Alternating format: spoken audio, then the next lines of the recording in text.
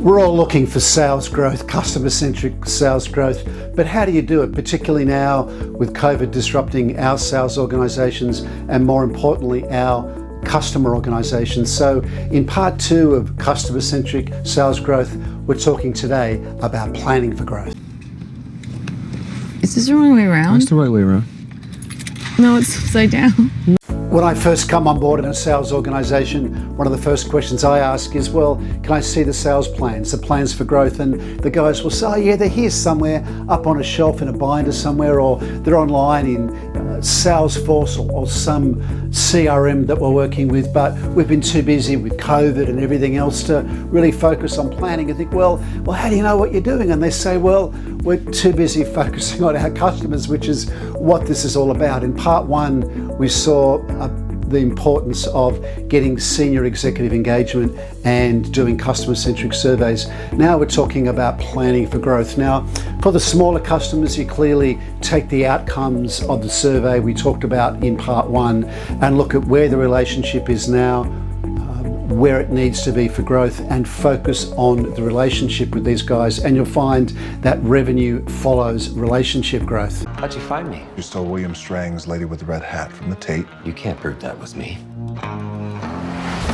For the bigger customers, the really big strategic ones, you continue on that same journey. Step 1 was getting them in a room with you and planning what an ideal relationship, an ideal partnership might look like.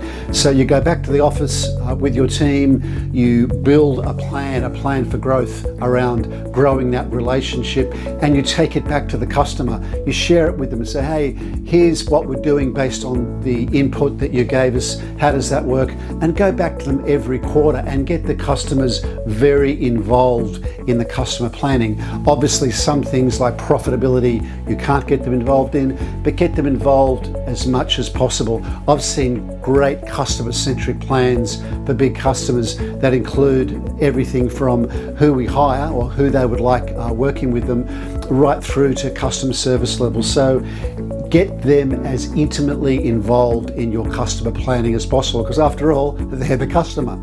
Hey man, I love you. This many dollars worth. The final part of the planning puzzle is about opportunity planning. When you've got an opportunity, a pitch, or a big project or a big bid you'd like to work on for this particular customer, that must be customer centric too. And you look at an opportunity planning process that will help you deliver that profitably and deliver the outcomes the customer's looking for. You're looking at everything from the compelling business drivers the customer have that are giving this opportunity momentum, right through to who their decision makers are and how they make decisions, and ensure you engage the senior people in these decisions.